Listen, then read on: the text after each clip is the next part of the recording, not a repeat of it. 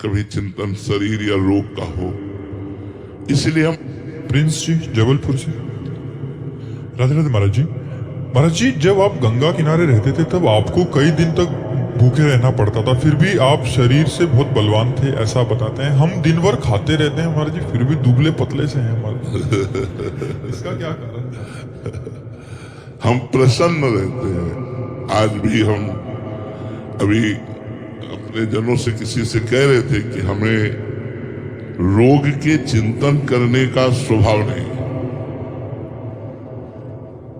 हम ना चाहते हैं कि हमारा कभी चिंतन शरीर या रोग का हो, इसलिए हम प्रसन्न रहते हैं और प्रसन्नता के कारण हम स्वस्थ रहते हैं।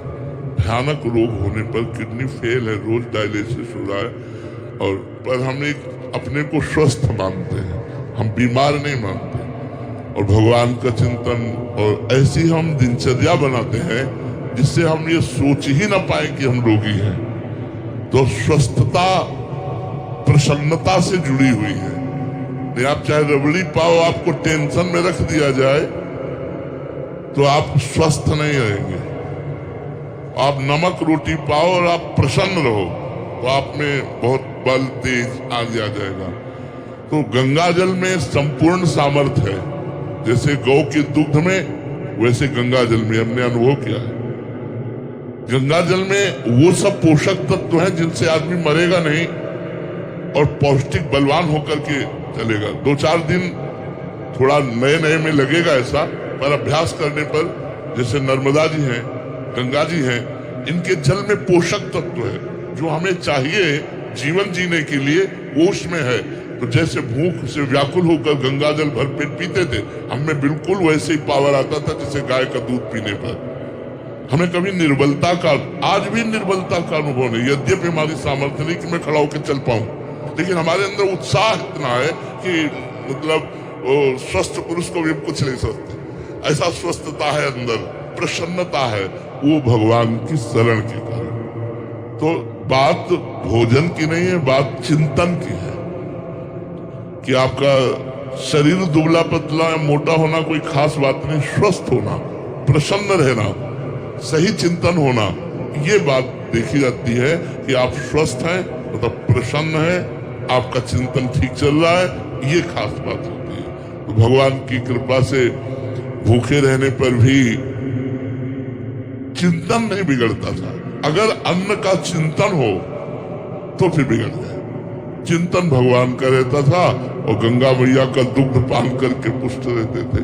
बहुत प्यार गंगा मैया ने दिया है, बहुत प्यार। गंगा मैया का हम कभी विस्मरण नहीं कर सकते। जब गंगा जी की याद आती तो बस जैसे माँ, ऐसे हमारी गंगा जी थी। गंगा जी ने हमें पोषण, ज्ञान, वैराग्य, भक्ति सब मार्ग से पुष्ट किया गंगा मैया ने।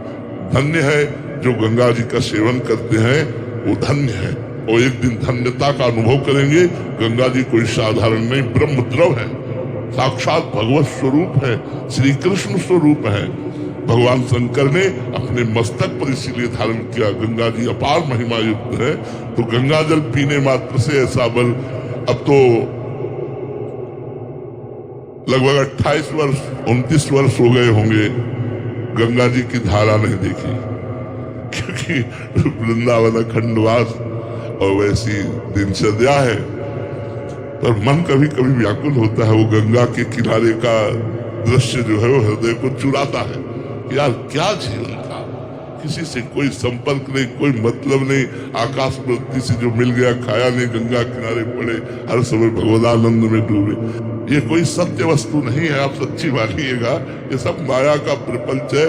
और यहाँ कोई प्यार करने वाला नहीं मिला मुझे आज तक संसार में।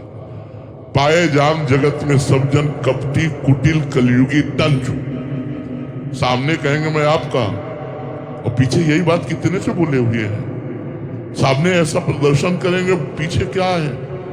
तो सत्य वस्तु भगवान में चित्त लगाने से हर समय मन प्रसन्न रहता है और शरीर के दुख सुख का प्रभाव नहीं पड़ता। इसलिए आनंद में जीवन हो जाता है, परमानंद में जीवन हो जाता है। जो भगवान